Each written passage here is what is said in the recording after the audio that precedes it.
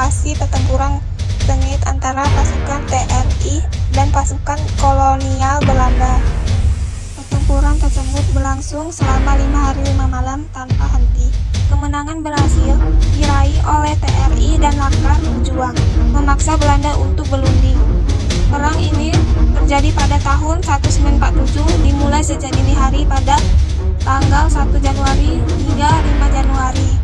Kedatangan NICA atau Belanda yang dipimpin oleh Hubertus Pasmok berkedok melucuti senjata sisa-sisa serdadu Jepang dan mengumumkan konveksi negara Indonesia.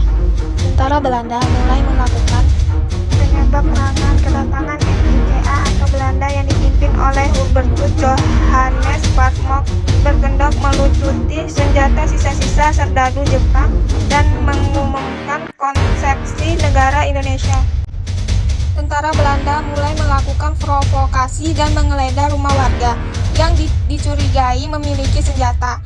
Hal ini menyebabkan ketegangan kaum pemuda di Palembang dengan tentara Belanda atau sekutu. Urutan peristiwa.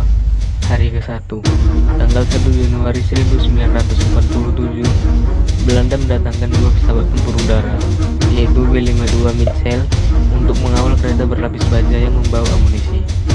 Tindakan ini dianggap provokasi karena menyebabkan pertempuran kembali pecah.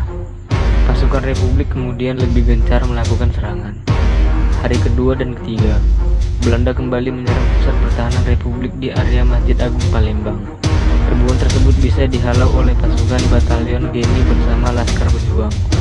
Belanda memperbarui kota Palembang namun disergap oleh pasukan yaitu Wahid Ludien. Hari keempat, datang bantuan dari Lampung untuk kaum pejuang di Palembang yang dipimpin oleh Mayor Nurdin Panji. Juga bantuan dari Lahat di bawah pemimpinan Letjen Harun Sohar. Hari kelima, karena persenjataan Belanda lebih canggih dan modern, pasukan Republik mulai kehabisan stok amunisi dan logistik. Akhirnya kewalahan dan terpaksa mundur menjelang hari kelima. Akhir perang 5 hari 5 malam. Adanya pertemuan antara pimpinan sipil dan militer dari kedua belah pihak untuk membicarakan gencatan senjata yang terjadi di Palembang.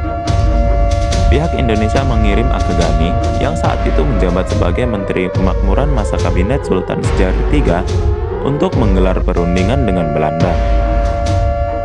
Hasil perundingan gencatan senjatanya yaitu pasukan militer, Laskar Pejuang dan Badan Perjuangan Indonesia harus mundur sejauh 20 km dari titik 0 km Palembang. Pemerintah sipil di bawah pemimpinan Gubernur M. Isa beserta kepolisian serta Angkatan Laut yang dipimpin oleh Komandan Resimen Mayor A.R. Saroinson tetap berada di kota Palembang. Pihak Belanda hanya boleh mendirikan pos-pos militer sejauh 14 km dari pusat kota. Gencatan senjata berlaku mulai 6 Januari 1947 tengah malam dan diikuti pengunduran pasukan mulai pukul 6 pagi.